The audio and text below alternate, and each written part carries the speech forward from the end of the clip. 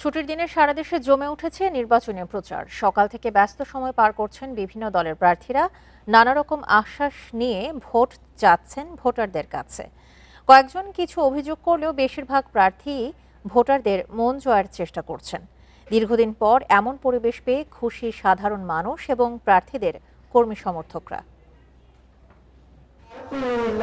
গান আর স্লোগানে মুখরিত চট্টগ্রাম মহানগর থেকে গ্রাম পর্যন্ত ভোটারদের আকৃষ্ট করতে বাকুলিয়া, কাট্টলী, আগ্রাবাদ, বন্দর সহ পুরো নগরীতে চলছে এমন প্রচার। ছুটির দিনে নিজেদের এলাকায় চষে বেড়াচ্ছেন প্রার্থীরা, দিচ্ছেন কিশোর গ্যাং, সন্ত্রাস ও চাঁদাবাজ মুক্ত নগরী গড়ার আশ্বাস।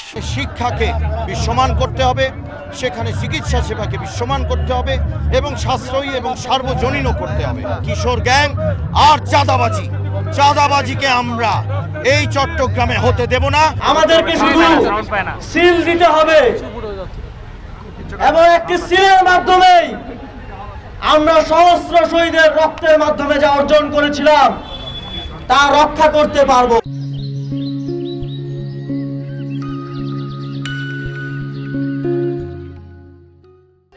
খাগড়াছড়ির রামগড়ে বিএনপির প্রার্থী ওয়াদুদ ভুইয়া সকালে পথসভা ও গণসংযোগ করেন। এই সময় উন্নয়নের প্রতিশ্রুতি দেন তিনি। দুর্গম এলাকায় আঞ্চলিক সংগঠনগুলোর বাধার কারণে প্রচারণা চালাতে পারছেন না বলেও অভিযোগ তার। এদিকে 11 দলীয় জোটের প্রার্থী আইনজীবী ইয়াকুব আলী চৌধুরী বিভিন্ন উপজেলায় পথসভা করেন।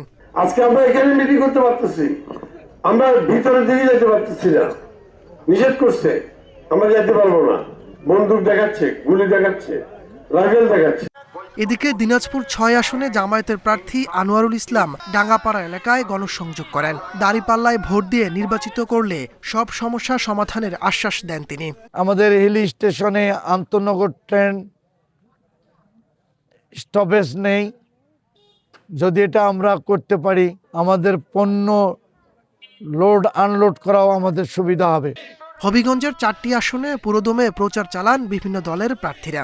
উঠান বৈঠক ও নারী সমাবেশে অংশ নিয়ে ভোটারদের সঙ্গে মতবিনিময় করেন অনেকে।